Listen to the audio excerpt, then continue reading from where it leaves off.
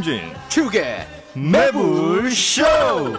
자, 지금 뭐 엄청난 스타로 도약한 역사 강사 기다리고 네. 있습니다. 네. 별 말씀. 자, 약간 본인도 알고 있는 모습이다. 네. 지난주보다 훨씬 깔끔해지고. 깔끔해지고 자, 신경 많이 쓰고 옵니다. 1월가가 이제 최대 부작용이 네. 쓱 들어옵니다. 돈 좀 올려달라고. 아, 네. 스타병. 자, 그러면 지금 바로 출발합니다.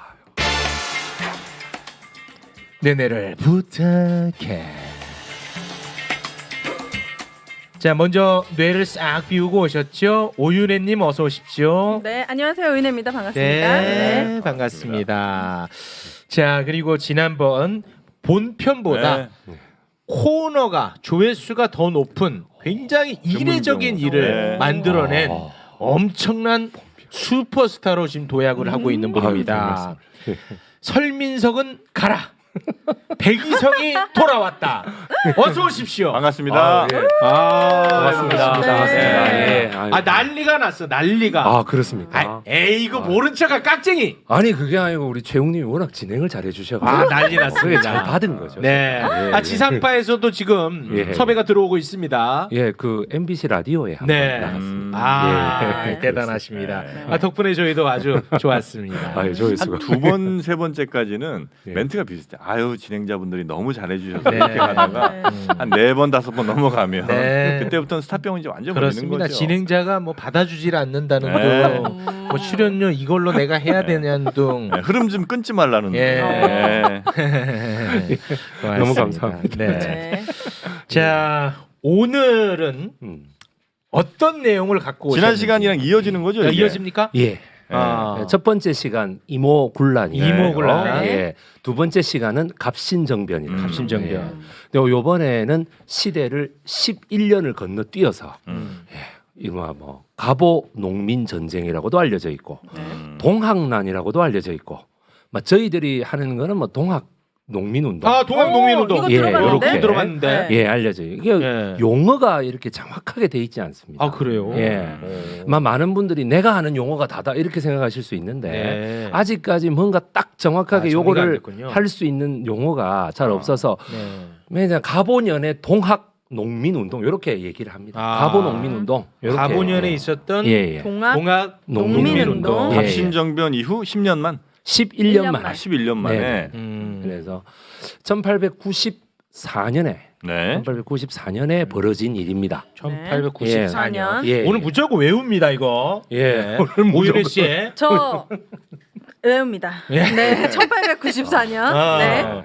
이때부터 역사의 흐름을 잘 못 잡으면 네. 지금까지 우리 사회를 이해하기가 어려워요. 이때를 유식한 말로 무슨 시대라고 합니까? 뭐 근대 뭐 구한말 정도 아닐까요? 구한말. 예, 뭐 구한말이라고 해도 좋고요. 구한말. 아니면 근대사 이렇게 근대사. 얘기해야죠. 네. 근대사입니다. 예. 네. 근현대사를 고등학교 다닐 때 별로 안 배웠거든요. 되게 짧죠. 예. 이만큼 근현대사를. 배워요. 예, 그만큼 배우죠. 네. 오히려 지금 신세대들이 많이 알고 있어요. 아, 그래요? 근현대사라는 아예 독립된 교과서가 있기 때문에 교과서가 예. 따로 있어요? 예, 그리고 수능도 출제 비중이 그 근현대사가 50%, 나머지 시대가 50%입니다. 그거 예. 잘 바뀌었네. 예, 그거는 잘 바뀌었습니다. 그러면 근현대사가 근대사랑 똑같은 말이죠, 선생님? 근대사와 현대사 그렇죠. 다르지. 달라. 그거 어떻게 다른지 잠깐 네. 말씀해 드릴게요. 네.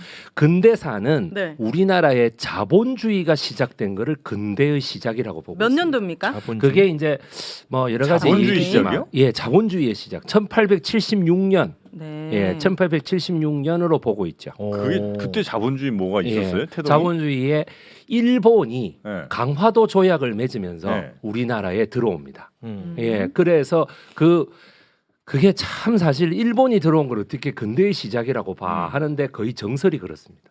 그렇습니까? 그리고 현대라는 거는 뭘로 보느냐면 어. 민주주의의 시작입니다. 즉 말해서 뭐냐 헌법이 시작된 거 이렇게 보는 몇 거죠. 년도입니까? 이게 그래서 사실 생각해 보세요. 임시정부가 시작된 걸로 보면 1919년이에요. 네.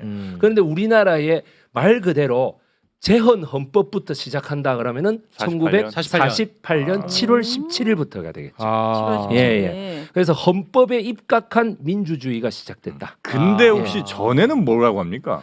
전근대. 말 그대로 전근대? 최근 세사. 이렇게 보시면 되겠습니다. 아, 네. 전근대. 그거를 뭐 중세 시대 이렇게 막 부르고 그러는데요. 시대요? 그거는 저 아니다. 너무 옛날 아. 이야기입니다. 그럼 현대사는 1948년부터라고 우리 기억하겠습니다. 민주주의 시작. 예, 그렇게 시작하시고 민주주의. 단 네. 우리가 민족주의적 시점에서 볼 때는 1919년 4월 11일 말 그대로 대한민국 임시정부의 시작으로부터 봐야 되겠죠. 그럼 아. 동학농민운동은 어디에 들어간다는 거야? 동학농민운동은 이제 자본주의가 처음 들어오고 아직까지는 민주주의가 전이니까. 전일 때. 근대사. 예, 어, 우리 좋죠. 근대사로 보는 거죠. 네. 예. 1894년 이야기하는 겁니다. 네. 이거 외웁니다. 오늘 우리 둘 다. 완벽하게 네. 마지막에 질문해서 못 맞춘 사람 어떻게 할까? 출연료 깎아? 그렇습니다. 아, 오케이. 네. 출연료. 예. 네. 저한테 유탄이 튀는 건 아니, 아니겠죠? 아닙니다. 지금 잘 나가는 사람들은 건드리지 네, 않습니다. 않습니다. 네. 아, 예. 우리가 다 못 맞추면 못 가르친 거니까 그때 이제 깎겠습니다. 그때 맞아요. 네. 예. 그때는 몽둥이 침지에 예, 열심히 하겠습니다. 고맙습니다. 발바닥에 때리면 네. 아, 네. 장가 새로 가는 건데. 예, 그래가지고. 자, 쓸데없는 소리 하지 않습니다. 아, 예, 알겠습니다. 주의하겠습니다. 자, 1894년으로 네. 갑니다. 네. 예, 그래서 1894년에서 1년 앞으로 보게 되면은 네. 동학이라고 하는 종교가 있습니다. 우리 민족의 종교입니다. 종교야. 아, 예, 그래요? 종교. 왜 선교사들, 해외 선교사들이 우리나라에 19세기 아니면 18세기부터 계속 들어왔는데 들어오면 이분들이 어떤 일이 벌어지느냐 하면은 우리나라 사람들하고 뭐 이제 해외 선교를 하러 오고 막 기독교를 포교하러 오고 천주교를 포교하러 오고 좋아요. 네. 근대 문물을 가르치러 오고 좋아. 천주교 박해가 일어나고 막 이렇게 되는 이유도 뭐 우리가 볼 때는 얼마든지 비극적이죠. 그런데 그것과는 관계없이 무슨 일이 벌어지느냐면요. 우리나라 사람들이 먹는 밥을 못 드세요, 이분들이. 아, 선교사들이 예, 그것만 먹을 수가 없어요. 그렇겠지. 그럼 우리나라 사람들이 잘 안 하는 뭐를 하게 될까요? 육식을 하게 되죠. 아, 역시. 육식을 하게 되는데 그때 무슨 바베큐 장비가 완벽합니까? 전기가 들어옵니까? 없죠. 안 들어오잖아요. 네. 그러니까 뭐냐 인수공통 전염병이 자꾸 창궐합니다. 우리나라에. 이게 뭐예요? 아. 인수 공통 전염병이. 동물과 사람이 그 말 동시에 그대로 걸리는 코로나 같은 거죠. 어. 즉 뭐냐면은 그 인간이 동물에게서 이렇게 그 전파가 돼서 인간이 숙주가 돼가지고 전염병이 번지는 네. 거예요. 이게 뭐냐면은 가축에서 전염되는데 이때까지는 육식을 많이 안 했기 때문에 괜찮았거든요. 아. 근데 육식을 많이 하게 되는 풍조가 생기고 뭔가 몸을 키우고 이런 게 되다 보니까 어. 자꾸 그런 일이 벌어져서 대표적인 3대 전염병이 돌죠. 호열자. 이게 뭐냐 장티푸스입니다. 이게. 장티푸스. 예, 그다음 콜레라. 콜레라. 예, 그다음에 원래도 자주 돌긴 했는데 그렇게까지 자주 돈 건 아닌데 1년마다 한 번씩 홍역이 돌아요. 홍역. 예. 요렇게 되니까 그리고 그게 선교사들과 관련이 있다는 거예요. 좀 있습니다. 그게 어. 그분들이 의도한 건 아니었겠지만 아, 그렇죠. 아니죠 당연히. 그런데 어떻게 아니지. 자꾸만 그런 병이 돌면서 이거를 뭐라 하느냐 괴수 귀신의 장난이다 해서 이거를 괴질이라고 부릅니다. 괴질. 조선에서요. 네. 그래서 괴질이 창궐하기 때문에 아. 여기에 대해서 이 말 그대로 온갖 무속 신앙들이 이제 발전하는 거예요. 아, 전염병 때문에. 세상에. 예. 전염병이 발전해서 여기서 구설하면 낫는 데더라. 이렇게 열심히 되는 거예요. 흥행하고 하니까. 예. 그리고 두 번째가 뭐냐 하면은 네. 1841년부터 43년 사이에 중국이 아편 전쟁에서 진 거예요. 이렇게 되니까 그리고 또 두 번째 아편 전쟁이 53년에 또 벌어지는데 또 져요. 네. 베이징까지 함락돼 버리고 막 이러거든요. 그러니까 어떻게 이거 어떡하지 조선 사람들이 전부 다 혼란에 빠진 거예요. 이거는 밭이 뭐냐 하면은 우리 지금 뭐 미국이나 이런 데가 외계인이 침범해가지고 졌다는 거하고 똑같아요. 당시 조선 사람이 받은 충격이. 완전 멘붕이네. 예. 받아들일 멘붕이 수가 온 거예요. 없군요. 예. 그래서 이제 천하가 망한다. 이제 우리 이 지구가 멸망한다. 지구 종말론. 이런 게 막 오니까 이걸 가지고 수많은 사이비 종교들이 이제 생겨요. 모순이다. 종교가 예. 들어오면서 뭐 이런 무속이 막 커졌네요. 예, 예. 오. 그러니까 내 몸이 뭐 아니 뭘 알지도 못하겠네. 갑자기 우리 엄마가 아파갖고 막 누워서 뭐 온몸에 홍역이 도지면 막 죽어. 그리고 막 설사를 하면서 죽어. 네. 그러니까 이게 뭐지? 내가 전생에 죄를 많이 지었나? 온갖 생각을 다 할 거 아니겠습니까? 그렇죠. 그때 그 수많은 사이비들 가운데 유일하게 제대로 된 민심을 얻은 종교가 바로 동학. 해월 최시영의 동학입니다. 아 그게 동학이야. 예. 와, 이 동학이다. 예. 동학이 사람은 하늘이다 이 뜻 그쵸. 아니에요? 말 그대로 오윤혜 스님이 지금 말씀하신 게 인내천. 인내천 그렇지. 아, 예. 그게 인내천. 사람 그럼 뭐 하늘이다. 인즉천이라고도 하고 인시천이라고도 하는데 네. 사람이 곧 하늘이다. 즉 하늘이 먼저 나오는 게 아니라 사람이 먼저 먼저다. 나오는 이 엄청난 패러다임 시프트예요. 와. 이게. 그러면서 평등 사상 아닙니까? 그렇죠. 평등사상. 어. 그러면서 이제 해월 최시영이 이렇게 얘기합니다. 괴질도 한울림입니다. 응? 무슨 하늘님? 네, 괴질을 한울림으로 다루고 여러분들도 한울림이기 때문에 한울림으로 다루어 주세요라고 얘기합니다. 하늘님이 뭐예요? 하늘님. 하늘. 하늘. 한울림을 아. 한울님이라고 발음하는 거죠. 한울. 고대 조선어로. 그래서 이제 하는 말이 뭐냐면 땅에 떨어진 것을 주워 먹지 마세요. 네. 세수를 확실하게 하십시오. 깨끗이 오, 씻어. 청결. 네. 그리고 뒷간을 집과 멀리 지으십시오. 위생. 그리고 사람과 사람 간에 잘 들으세요. 일정한 거리를 두고 다니십시오. 거리두기. 거리두기. 네, 거리두기. 어. 여기에서 시작된 거예요. 거리두기 네. 동학이다. 사회적 거리두기. 사회적 거리두기 동학. 네. 다니십시오. 이런 이야기는 조선조에서 한 번도 나온 적이 없었어요. 상당히 그 네. 과학적이네. 그리고 어떻게 돼? 양반들이 말하는 이 천한 놈들이 말이야라고 말하는 거는 천한 놈이 아니라 하늘님이요라고 얘기하는 거죠. 어떠한 일이 있어도 어린아이부터 늙은 사람까지 똑같이 존중하고 하십시오. 그리고 평등. 더 중요한 거 절대로 수저와 찌개를 한 그릇에 놓고 먹지 마세요. 진짜요? 그때부터? 예, 와. 한 대 끓이고 이게 덜어서 수저를 따로 해서 드십시오. 야, 라고 과학적이야. 예. 정말. 최시영 이 사람 대단한 사람이에요. 대단한 사람이야. 그리고 어떻게 되면 그러니까 뭘 알고 얘기하신 거야? 아니면 그럼요. 대소변을 네. 보고 난 뒤에는 반드시 손을 씻으라. 와. 예. 아니 과학적인 지식을 갖고 말씀하셨던 거예요? 과학적인 지식을 갖고 있었죠. 대단한 아. 사람이네. 경성에서 내려온 사람들이 최시형을 한때 얘기를 했고 그 최시형은 듣는 귀가 있었던 거예요. 예. 그렇게 그러니까- 전염된다는 걸 이제 뭐 알고 있었고. 예. 어렴풋이 알고 계셨던 거군요. 아니 그러니까 뭐냐 어떤 현상이 일어나느냐 1864년에 수훈 최재우를 빨리 죽여버린 이유가 있습니다. 대원군이 왜 죽여버렸느냐 최지우가 누구예요? 수훈 최재우가 바로 최재우? 동학의 창시자입니다. 일대 교조입니다. 최재우. 예. 네. 그래서 반역죄, 혹세무민죄, 조선 왕조를 뭐 엎으려고 한 죄 이래가지고 목을 쳐버렸거든요. 이유가 뭐냐하면 양반이고 다른 동학을 믿지 않는 지역에서는 전염병이 창궐을 하는데 그래서 자꾸 죽는데 네. 동학 교도들이 모인 곳은 전염병이 돌지 않는다. 네. 이것은 분명히 그때 뭐라고 했느냐? 주문을 외워서 이 아마 이런 식으로 무속- 사수를 부렸어요. 무속 아. 느낌으로. 그러니까 어떻게 돼? 이놈을 무조건 반역죄로 처단해야 된다. 와. 예. 그래서 여기에서 이제 그 말 그대로 토포사가 가가지고 이놈의 여자 관계가 분명히 복잡할 것이다. 아. 예, 그래 여자 관계를 캐라라고 얘기. 원래 사이비 종교들은 여자 관계가 복잡하다. 요즘 아주 유명하죠 이거. 그래가지고 여자 관계가 복잡하다 해서 캤는데 아닙니다. 수훈 최재우는 자기의 집에 데리고 있던 노비 2명을 네. 한 명은 자기 큰 며느리로 들이고 한 명은 자기의 수양 딸로 삼아서 면천을 와. 시켜줬다는 얘기가 들리는. 대단한 사람. 대단한 사람이야. 모든 만민이 다 평등한데 어. 내부터 그것을 실천하겠다. 예, 그렇게 해서 한 거죠. 그러니 뭐냐면은 아주 신분이 낮았던 종이 공장의 지전 이 제조업자였던 해월 최시영에게 도통을 넘기는 거예요. 예, 이런 실천을 하다 보니까 고종으로서는 무조건 동학쟁이들을 잡아라.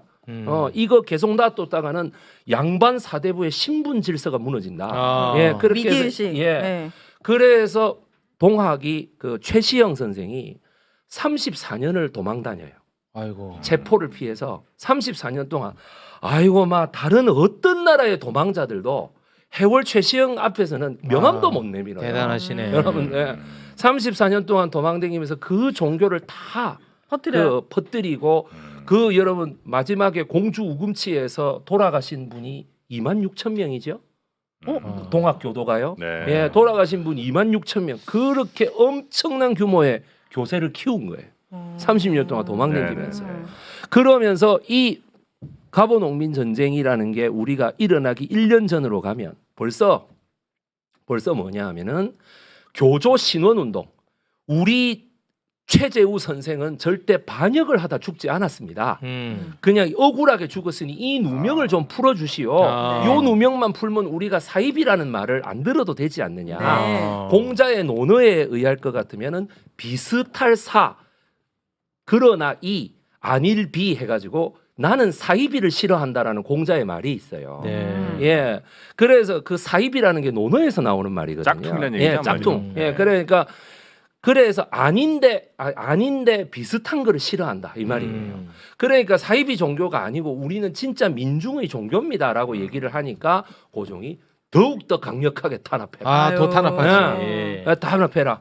그래서 뭐냐면은 이것이 서영 선교사들이 많이 로비를 합니다. 어디로요?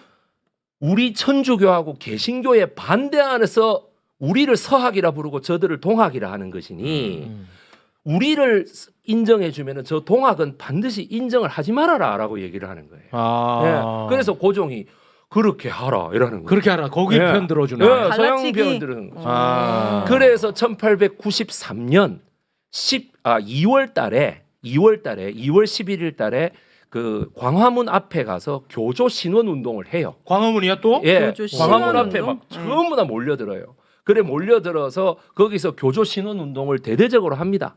그 대대적으로 하는데 앞장섰던 사람이 최시영도 있지만 뒤에서 앞장섰던 사람이 전봉준이에요. 아. 그러다 전봉준. 보니까 지금 여러분 보신강 쪽 앞에 가시면 전봉준의 그 앉아 있는 동상이 거기 있는 거예요. 아, 거기 있어요. 예, 그래서 전봉준 동상. 예, 영풍문고 바로 앞이죠. 네. 그래서 황금색으로 이렇게 돼 있는데 그러니까 황토현이다 이 말이지. 나는 이분이 금이 왜 여기 아니라 있나 흙이다 했어요. 이거죠. 그러니까 그리고 거기서 또 사형을 당하세요. 전봉준 장군이 예, 거기 앞에서 또 사형을 당해요. 아유. 예, 그래서 교조 신원 운동을 해도 소용이 없네.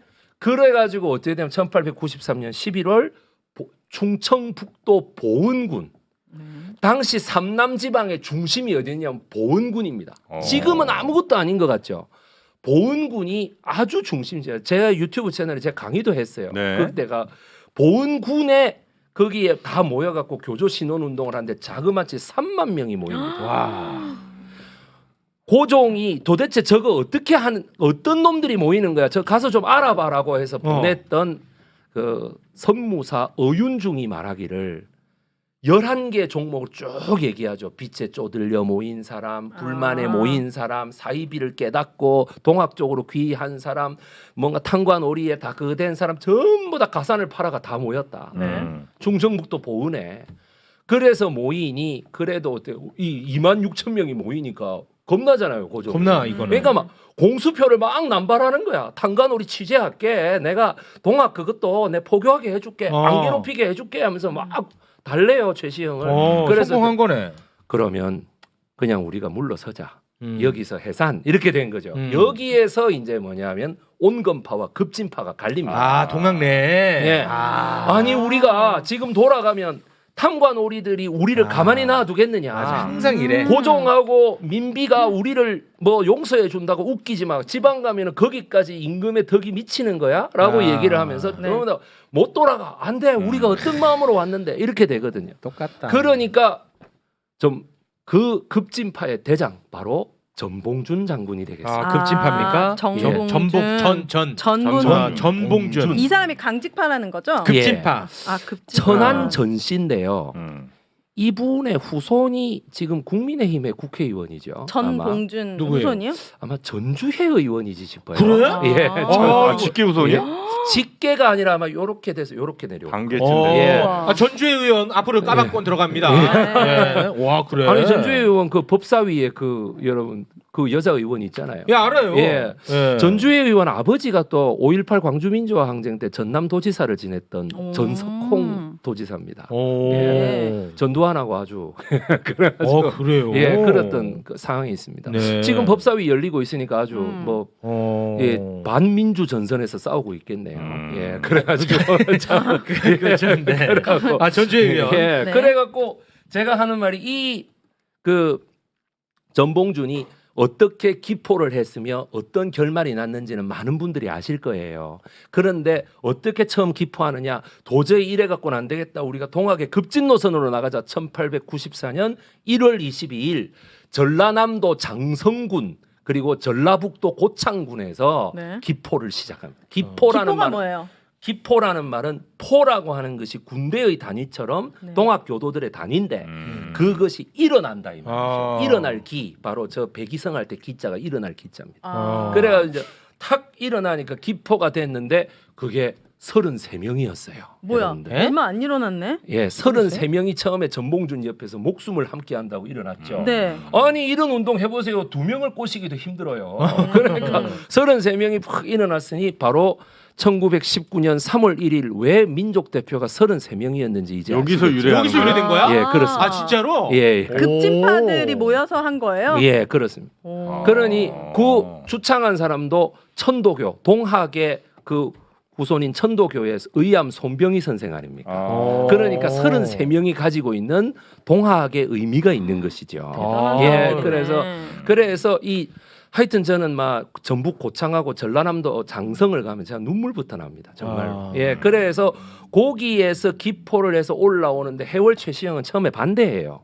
왜냐하면 우리가 다 죽을 거다. 아 온건판의 최시영. 예, 우리가 다 죽을 것이다. 우리가 때를 조금만 더 기다리자. 어. 전봉주는 나는 기다릴 수 없다. 기다릴 시간 없다.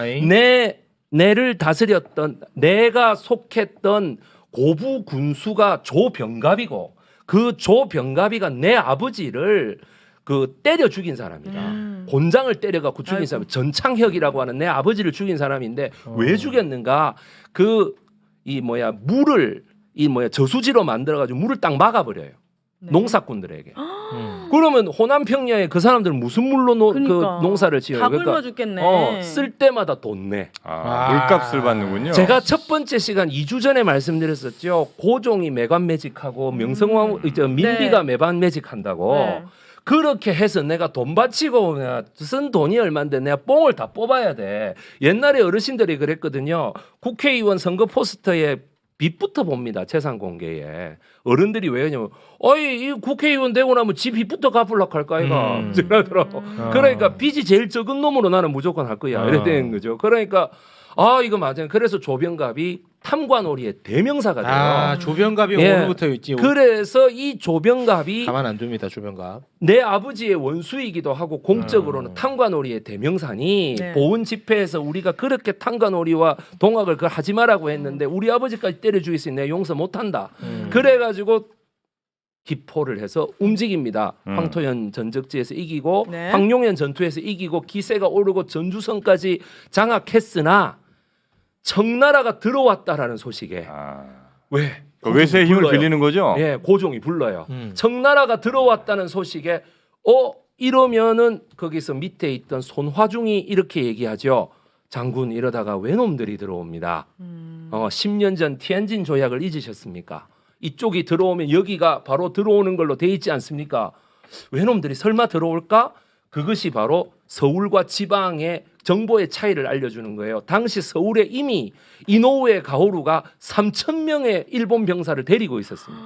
서울에? 예, 한양에요. 그래요? 3,000명의 일본 병사를 데리고 있었고 김옥균이 그렇게 처참하게 죽는 모습을 보고 일본의 지식인들도 전부 다 화가 난 상황이고 조선에도 김옥균을 따르는 사람들이 화가 난 상황에서 오케이 잘 됐다 그러면 지난 시간 말씀하신 대로 드린 대로 조선으로 출병한다가 되는 거죠.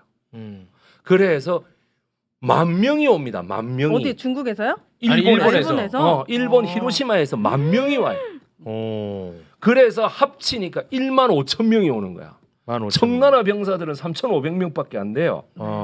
3,500명이 뭐 적나? 3,500명은 용산에 거기 딱 터졌고 지금 미군 기지 거기에서 호위호식 하고 있다가 갑자기 15,000명이 제물포로 왔다니까 지놈들이 와가지고 뭐 하겠어 이러다가 이미 당시 고종이 그 평양 군대 500명을 경복궁 수비대로 놔두고 있었는데 네. 그거를 전봉준이 듣고는 외놈까지 들어왔단다. 우리 전부 다 해산하자 해갖고 전주 화약을 딱 맺고 다 해산해 버렸는데 더 이상 이제 명분이 없잖아요. 그래서 어떻게 해요? 이토 히로부미하고 이노우에 가오루에게 한 명이 물어요. 어떻게 할까요? 경복궁 쳐들어가 뭐 그대로 철수해요? 어떻게 할까요?라고 얘기하니까 아직까지 일본 정국이 전환되지 않았으니 이걸 전환되려면 무조건 경복궁을 쳐들어가야 된다. 네가 먼저 가서 고종과 민비를 사로잡아라라고 얘기를 한 거예요. 그래서 쳐들어옵니다. 일본이. 예, 일본이 1894년 7월 23일의 일입니다. 그 텐진 조약의 주 내용이 텐진 조약의 주 내용은 예. 청나라건 일본이건 갑신정변에서 둘 다 피해를 많이 입었으니 네. 만약에 이후에도 조선에 똑같은 변란이 있을 때에는 군대 보낸다.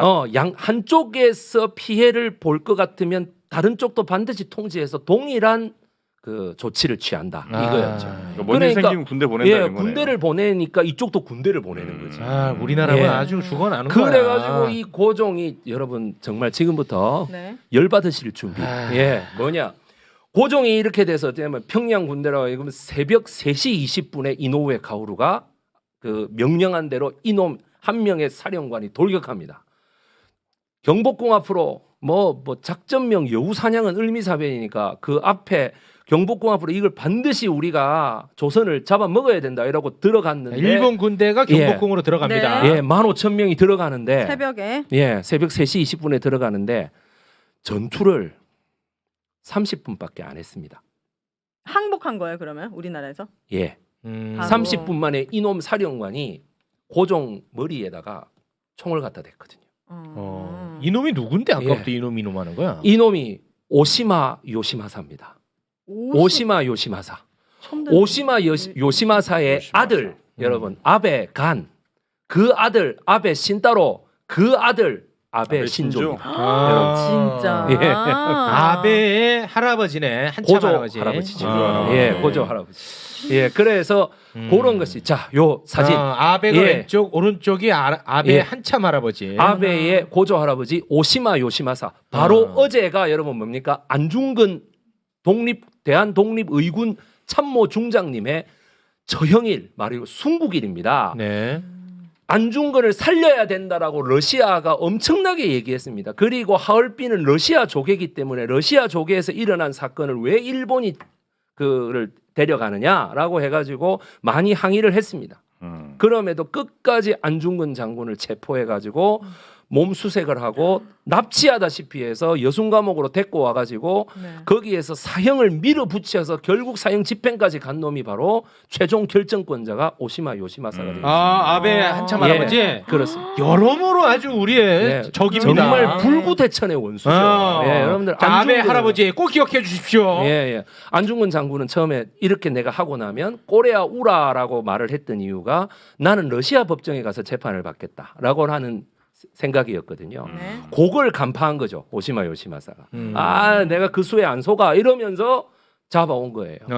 그래서 그 러일 전쟁이 다시 벌어질까봐 러시아의 재무부 장관이었고 이토 히로부미와 열차 회담을 했던 꼬코프체프가 거기에서 더 이상 시비를 걸지 않습니다. 그래서 이제 예. 그 선생님 너무 왔다 갔다 하니까 정신이 예, 예. 없어요. 그 동학 군들이 예, 예. 막 경복궁 올라가잖아요. 찾아갑니다. 예. 올라가는데 일본군, 청나라 이 두 군데가 어떻게 반응을 했습니까? 청나라는 완전히 평택에 있으면서 눈 뜨고 당한 꼴이고요. 아. 예, 그다음에 일본군은 이렇게 하면서 자기도 오시마 요시마사도 목숨을 걸어요. 예, 목숨을 거는데 고종이 의외로 너무 순진하게 항복해 버린 거예요. 내줬어. 항복해 버리고 어떻게 세상에 자 기관총 띄워 주십시오. 뭐예요? 기관총. 저 자. 기관총이 네. 여러분 게틀링이라는 기관총인데 아. 정말 여러분 저거 보시면 내 눈에 당시에 평양의 게틀링 기관총이 네. 잠깐만 기다려 보십시오. 잠깐 네. 혼선이 있는 모양이니까요. 네, 지금 예. 국방부가 지금 연결이 안 평양군이 닿았어요. 평양군이 기관총을 대령했는데 그 게틀링 이겁니다. 오, 기관총이에요, 그 저게? 게틀링 기관총을 우와. 고종이 이노우에 가오루의 조언에 따라 1890년부터 94년까지 무려 8정이나 구입을 해서 경복궁에 다 갖고 있었어요. 왜? 그럼 쏴야지. 근데 왜 금방 한 발도 쏘지 않고 항복해 버렸어. 그러니까 본인 죽을까봐? 왜? 아니요. 경복궁이 상하면 왕실의 권위가 무너진다.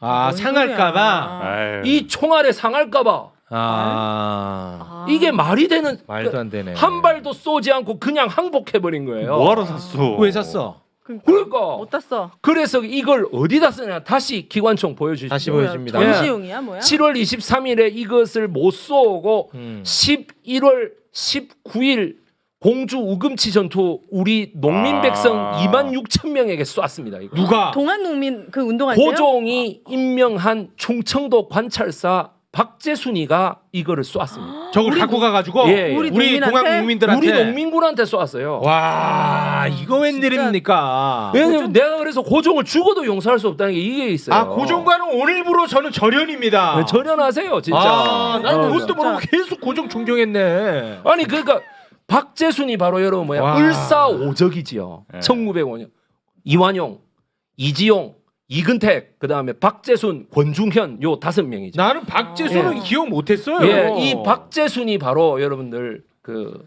동학 농민군을 내가 2만 명이나 잡아 죽였지라는 그러니까. 걸 공덕비를 거기 세워요. 우금치에다가. 잘하겠어? 예. 그래 세워 갖고 뭐냐면 조선을 멸망의 위기로부터 내가 구했다 이거. 그럼 어떻게 연결되는 논리예요? 그래서 어느 그거 이 사람 반란군으로 본 거지. 반란군인 거야. 거야. 아. 신성한 왕실과 자기들에게 그 와, 반란을 했다. 박재순 잊지 않습니다. 박재순. 그래서 뭐냐면은 그 밑에 저 여러분 노무현 대통령께서 네. 거기 갑자기 그 노무 밑에 46년생인데. 그 공주 공주. 공주 그 뭐야 박재순 공덕비가 어. 그대로 세워져 있었는데 그 밑에 네. 아, 그 계속 있었어요. 예, 이놈은 민족을 반역한 공주 우금치의 발포 명령자다 하고 다 써놨어요. 아, 예. 대통령 재임 예, 기간에. 예, 다 써놨습니다. 아, 그랬어. 예, 아, 그러니까 그래요? 이게 어. 여러분들 그걸 뽑는 게 아니라 그 밑에다가 이렇게 오히려. 뭐냐면 그 다 해놨대. 을사오적의 일환이고 뭐 이렇게 아, 해놓았습니다. 설명을 예. 해놨구나. 그럼 그 전까지는 그냥 박재수는 그냥 반역자들을 처단한 장군으로. 예. 와, 아니, 내가 약간 친일파랑 똑같은 거네요. 더하지. 예. 더하네. 예, 그것도 그래서 박재수 을사오적에 계속 나라까지 존경했어. 팔아먹었잖아. 한 100년을 서 있었던 팔아먹었죠. 거죠. 와. 예, 한 거의 100년을. 100년 동안 그냥 어. 가만히 있고 사람들이 아 박재순인가 보다 한자는 어차피 못 읽으니까 여기 무슨 비석이 하나 있나 보다 이러고 지나간 거죠. 너무 와. 끔찍하네요. 그러니까 그렇게 했는데 자 보십시오. 다시 한번 게틀링 기관총을 보여줄게요. 아, 기관총 슬퍼 보인다 이 이제. 게틀링이 여러분 뭐냐면은 어. 초당 8발. 여러분. 왜 네. 이렇게 또 초당 8발이 나갑니다. 이 게틀링이 바로 여러분 뭐야? 기능이 왜 이렇게 좋아? 조던 게틀링이라는 미국 사람이 개발한 기관총입니다. 네. 미국에서 사온 거예요? 그리고 그 미국 사람 얼굴 한번 띄워 주시죠. 아, 미국에서 예, 사왔어. 이렇게 말한 거죠. 가장 강력한 무기를 만들면 남북 전쟁 같은 비극이 일어나지 않을 것이다 해서 1864년도에 이거를 만들었습니다. 와. 예, 그래 만들었는데 일본이 이걸 돈 주고 사고 또 어떻게 돼? 이 친일파 놈들이 고종한테 구입하게 해서 와. 이거면 막 반란군은 절대 일어나지 못할 것입니다라는 아, 소리를 합니다. 누가? 박재순이. 박재수 진짜 예. 윤혜야. 네? 박재수는 꼭 기억해라. 박재순이랑 고종의 이거 총된 사람 아베 할아버지 이름 뭐예요? 오시마사. 아 알려줘요. 퀴즈 낸 건데. 오시마. 그다음 뭐요? 아, 오시마 이 자식아. 오시마. 오시마 요시마사. 예. 이게 아베 아, 그럼 신조의 할아버지. 출연료 까는 겁니까? 네. 그래가지고. 와, 박재순 이 두 박재순 개의 몰랐네. 이름은 기억해야겠네요. 박재순 예. 몰랐어. 그러니 참 여러분 권중현이라는 이 사람은 권중현은 또 그 뭐야? 마지막에 왜 을사오적 한 명 나왔잖아요. 네, 내가 네. 잠깐 권중현. TMI 하자면 권중현. 예, 권중현의 직계 후손, 직계 선조가 누구냐면 권율 장군이에요. 아, 그래? 그 행주 대첩 임진왜란의 영웅 여러분. 아. 그러니 이런 사람의 후손이 이렇게 나왔다라고 하는 게 여러분들 심지어 권중현의 엄마는요 덕수이 씨 충무공파예요. 그래? 이게 헷갈리네 그러면. 이순신하고 저기 권율 장군이 결합하면 권중현이 나와버린 거예요. 이거 어떻게 해결해야 돼? 얘를 환장할 노릇입니다 이거. 여러분들 그래갖고 정말 그 그렇게 해서 이 게틀링 기관총이 이렇게 쓰여지니 여러분 보십시오. 미국과 일본이 연합하고 조선의 친일파가 연합하면 나라가 어떻게 되는지. 자국민만 다 죽어나네. 다 죽어나. 자국민이 2만 6천 명이 죽었어요. 자국민만 죽어. 이거에 대해서 책임진 사람 없었어? 이거는 처벌받고? 지금도 연결되는 아니 이야기야. 그 공로로 중앙 관직에 진출해서 그 공로로 을사오적 때 외무 대신을 하지 않습니까? 박재순이야? 예, 박재순. 썩을 놈이네. 아, 진짜. 외무 대신을 하잖아요. 그러니까 이노우에 가오루가 이또 히로부메에게 다음과 같이 얘기하죠. 봐, 내 말이 맞잖아. 맞았어. 지난주에 얘기했지 않습니까? 내가 뭐야 친일파를 양성해야 된다니까. 친일파 양성 안 하고 쳐들어가면 우리 다 죽어요. 이러는. 맞았어. 예, 이노우에 가오루가 거기에서 딱 한마디를 합니다. 친일파를 양성하지 않고 들어간 결과를 우리 역사 속에서 알고 있지. 그러니까 히토 히로부미가 누구 그러니까 야 들어갔다가 이순신이 또 있으면 너가 어떡할 건데?라고 얘기한 거예요. 아 이거 웃기죠. 그러니까 이순신 될 만한 놈을 미리 골라서 친일파로 바로 만든 만들어. 내적전의 승리다라고 얘기해요. 맞았다고 근데 아니 슬프게도. 이 역사를 백이성 강사님은 아시는 특종은 아니었잖아요. 근데 왜 우리는 그쵸. 살면서 처음 듣는 얘기들이 너무 많네요. 그쵸. 이제 지금 예. 댓글에서는 너만 몰랐다라는 글들이 당신도 몰랐잖아요. 근데 박재순의 진짜 제자가 웃을 상황은 아닌데. 어이자군요. 어이자. 예, 그래요? 저 예, 이 제대로 그러니까 기억해야 됩니다. 숙제할 때 숙제. 숙제. 예. 제대로 기억해야 돼요. 자, 그래서 이 전봉주는 네. 여러분 전봉주는 전봉주. 예, 1894년 11월 30일 여러분 전라북도 순창군에 있는 피로리에 있는 네. 교인 김경천의 집에 몸을 숨기러 들어갔다가 음. 김경천이 포상금을 노리고 아. 피로리 주민 전체하고 어머나. 그 작당을 해서 아이고, 관군을 불러들여 전봉준이 체포됩니다. 아유, 예. 믿는 도끼 예. 발등 찍히지. 그 다음에 3년을 더 이 도망댕겼던 해월 최시영은 음. 네. 원주에 여러분 송경인이라고 하는 동학 농민의 집에 갔다가 역시 송경인이 포상금을 포상금? 노린 밀고로 아이고. 잡히게 되죠. 아, 돈을 그때가 4월 2일입니다. 네. 여러분 4월 2일. 아이고. 그래서 그 4월 2일에 제가 그 최시영 선생 피체지에 가보았습니다. 잡히신 곳에 네. 아무런 복원도 안 돼 있고 아. 비가 떨어지는데 뭐 흙이 엉망진창입니다. 아주 아. 그러니까 그냥 들어갈 수가 없을 정도예요. 예, 그래서 참 왜? 정치인들을 엄청나게 제가 아니 원망했죠. 박재수는 비석을 세워주고 예, 그러니까. 이런 사람들은 이렇게 해주고 이게 왜 뭡니까 이거? 예. 2023년까지 예, 그래서 막 차도 안 들어가가지고 제가 막 200m를 막 거의 기어가다시피 해서 들어갔었던 아이고. 기억이 있습니다. 그래서 그러한 거를 가지고 이 잡혔는데 6월 5일에 네. 고종이 이렇게 얘기하죠. 최대한 신속하게 빨리 죽여라. 뭘요? 예. 누굴요? 아, 해월 전봉주? 최시영을. 최시영 최시영을- 잡혔잖아. 예, 예. 그래서 아까 여러분 만석보를 그 물값을 받아가 탐관오령 네네네. 전봉준의 아버지를 때려 죽였던 조병갑이 조병갑이 있죠. 조병갑이. 이 조병갑이를 제가 첫 시간에 그랬죠. 왜? 고종을 절대 이해할 수 없는 부분. 뭐 하나 잘못되면 그 사람을 빼고 다른 사람을 집어넣어야 되는데 조병갑이. 그 사람을 그대로 집어넣는다. 어디다가 해월 최시형에게 사형을 때리는 판사로 기용합니다. 조병갑이가 판사야? 예, 예.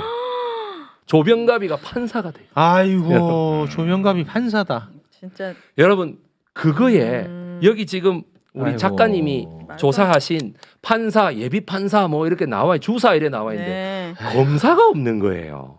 자, 1898년에 돌아가셨는데 네.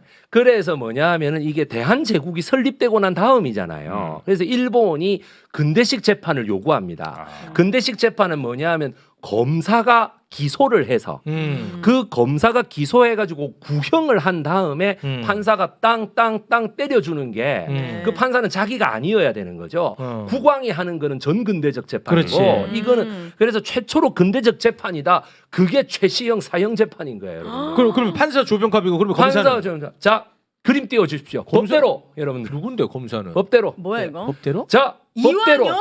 1호 검사가 바로 여러분 누구야? 에? 이완용입니다. 뭐야? 해월 최시형을 사형을 기소해서 사형 구형을 한 검사가 여러분 바로 이완용이에요. 검사 이완용의 판사, 판사 조병갑이. 예, 여러분. 그러면 그때부터 완전 와. 조선 최고의 매국노들이 기득권을 딱 차지하고 그러니 제가 오늘 한 검사판. 명이 국회 법사위원회 출석해갖고 지금 깐족거리고 있지 않습니까? 아, 그래? 누구야? 누구야? 제가 정말 말씀드리겠습니다. 뭐야? 누구야? 갑자기. 법사위 갑자기 아니 갑자기 검사하고 뭐야? 갑자기. 판사하고 검사가 뭐 대단한 것 같죠, 여러분들. 네, 대단해 1호 보여요. 판사가 탐관오리의 대명사 조병갑이고 조병갑이다. 1호 검사가 이완용이. 내국노 이완용이라고 잘난 체 하지 말라고 제발. 애국자가 사형 여러분들. 당했다고. 그 사람들은 예. 사법고시 이런 것도 없이 그냥 꽂아가지고 된 꽂아놨어. 거예요? 자 그거에 대해서 많은 네. 분들이 그 얘기를 하시는데 와. 법대로 다시 띄워주십시오. 네. 이 법대로니 뭡니까 이게? 예, 법대로가. 이게 뭐냐 하면은 네, 뭔데 네. 이게? 제가 말씀드리면 법대로. 여러분 1965년에서 66년 사이에 동백림 사건이라는 게 있었어요. 네. 예, 공안 조작 사건이죠. 동베를린. 거기에 네. 아주 크게 희생됐던 분이 크게 두 분이 계시는데 독일의 작곡가 윤희상 선생 네. 그리고 프랑스에서 활동하던 화가 고암 이응로 선생이에요. 그 사람 그분의 정신적 수제자이자 고암 이응로 대상을 수상하신 이진경 화백께서 제 강의를 들으시고 영감을 받으셔서 이 작품을 쓰셨습니다. 아. 그리셨습니다. 말 그대로 뭐냐? 법대로를 강요하지 마라 이거죠. 아. 법을 세워서 대한제국의 법대로 했더니 해월 최시영 같은 최고의 위인이 저 간악한 놈들에게 사형을 당해서 교수형을 당했다. 아. 1898년 본인의 나이 72세 때에 모기 교수형을 당했다. 일본 놈이 뭐라고 하는지 아십니까? 이노우에 가오루가 이렇게 얘기합니다. 법대로 하여 김옥균처럼 목이 잘린 것이 아니라 목이 매달려 죽은 것을 행복으로 하시라고 얘기합니다. 그러니까 이제 이노우에 가오루 같은 놈이 저 해월 최시영 선생한테 그러니까 이제 법대로를 마치 그 거룩한 예. 말인 양 우리가 사용하는데 법대로란 말은 이런 실체가 있다. 그렇지. 그렇죠. 여러분 그래서 이징의 화백께서 했는데 여러분 윤석열 정권이 들어서고 난 뒤에 갑자기? 예, 뭐야? 이- 이진- 100년이 막 왔다 갔다 하네. 이진경 화백의 그림 중에 저 그림만 안 팔려요. 사람들이 알아서 기는 거예요. 예, 그 누가 전화 통화해서 그렇게 얘기하지 않습니까? 알아서 길 거라고. 예, 그래, 그래, 알아서 기는 거야. 알아서. 이게 화백님의 작품이군요. 예, 그때 예. 당시에 포스터가 아니고. 예, 예. 작품이었어. 얼마예요? 제가 살게요. 비싸요? 오, 정말. 얼마인데요? 그럼 비싸죠. 이거 사기. 비싸요? 아, 오늘 출연료는 못 삽니까? 너무 빠져라. 최영님. 아유, 네, 왜 그러세요, 죄송합니다. 정말. 빠져라. 제가 돈을 많이 벌면 꼭 사고 싶네요. 네, 그래서 네. 제가 이 방송 출연하기 전에 이진경 화백님께 네. 저 공개하고 이 사실을 말씀드리는 거 허락 허락을 받았어요? 받았습니다. 아, 예, 그래서 배 선생님이 하시는 거라면 뭐든지 오케이입니다라고 얘기하셨어요. 이진경 화백. 네.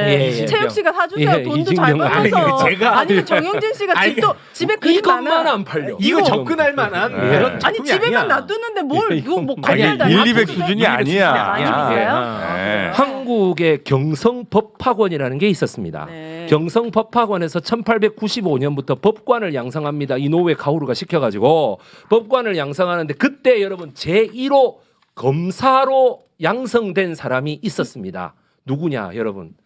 1호 검사 그럼 당연히 이완용이겠네? 이완용이잖아요. 아니에요. 예. 이완용은 고종이 꽂은 거죠. 꽂은 거고. 지금도 여러분 보세요. 사시 합격생하고 로스쿨 출신생이 있을 때 사시 합격생들이 로스쿨 출신을 인정합니까? 사실 없어진 지 안 오래됐는데. 하지나. 그러니까 야 안 하거든. 그러면 내가 로스쿨을 싫어하는 게 아니고요. 그렇다고요. 네. 그러니까 뭐냐면 양반이 그냥 꽂는 사람만 인정하지 법학원 출신을 인정을 안 하는 거예요. 그래서 이 법학원 출신들이 자기 짬밥을 인정받기 위해서 얼마나 노력을 했든지 1905년에 을사오적을 전부 탄핵하는 상소를 이 1호 검사가 올리게 돼요. 그 사람이 누구냐 여러분? 누구야? 이준 열사예요. 아, 이준 이준. 헤이그에서 돌아가신 이준. 그래서 이준 그걸 이제 고종이 보고 선생님 그만하셔야 돼요. 예, 이완용하고 척지는구나. 쟤를 헤이그에 이제 보내야 시작이에요 되겠다. 이분은. 선생님 그만. 예, 여기까지 하겠습니다. 그만해. 예. 아, 이것도 죄송합니다, 이거 열렸어요. 법대로 우리 안 산다고. 네, 다들 난리야? 지금 난리 났어. 무이자 할부 됩니까? 100개월 할부 이런 거. 야. 오늘 어쨌든 박재순 이 사람이랑 아까 박재수 오지마 조병갑. 예. 조병갑이랑 어. 오지마 누구 있었잖아. 오시마 오시마. 오시마. 예. 그 오시마 사람 할아버지. 오시마 할아버지. 알겠습니다. 네. 앞에 제가 할아버지. 이 법대로 이거 안 산다고 난리 났네. 아 이거 팔릴 것 빨리 같아요 살아. 조만간. 빨리 살아. 하면서. 아니, 근데 좀 손님들이 있거든요. 우리 보시는 분들 가운데도 네. 좀 자산가들이 있어요. 맞아 맞아. 그래. 사실 와, 그거 이거 팔릴 것 진짜 같아요. 이진경 화백, 이진경 이진경 화백. 예, 화백. 이진경 법대로 화백님. 가백. 예, 예. 형 쪽으로 많이 기우는데. 아, 내가 지금 형 쪽으로 많이 기울어. 15지 탕으로. 형 많이 기울고 있다. 이거 네. 너무 진짜 상징성 있는 그림이잖아요. 아, 이거 맞아요. 진짜 간지날 것 같아요. 집에 간지나. 딱 걸어놓으면 애들한테도 야 이게 이거야 이렇게. 법대로가 그렇게 거룩한 표현 아니다. 이호 예. 검사가 심지어 아주 이완용, 조병 이완용. 정말 형편없네요. 1호 판사, 조병갑. 최시영한테 이렇게 할 수 없는 사람들이. 네. 예, 예. 알겠습니다. 변희재 씨 사는 건 어떨까? 그분은 통장 잔고에 자기가 얼마 있는지도 모르는 사람이에요. 그분이 왜 요즘 검사? 아, 이게 법대로. 혼자 살면 그렇게 되는군요. 법대로. 저는 그거 모르면 부인한테 작살납니다. 네. 알겠습니다. 자, 오늘 알겠습니다. 여기까지. 네. 시간이 너무 많이 너무 지났어요. 많이 아, 죄송합니다. 박재순, 조병갑, 아, 네. 이완용. 네. 오늘은 요 정도 선에서 마무리 짓자. 알겠습니다. 예, 예. 다음에 또 음악 불러주십시오. 녹이는 동. 알겠습니다. 알겠습니다. 예, 예. 자, 함께 해주신 두 분 여기서 빨리 보내드리겠습니다. 고맙습니다. 대단히 감사합니다. 감사합니다. 고맙습니다.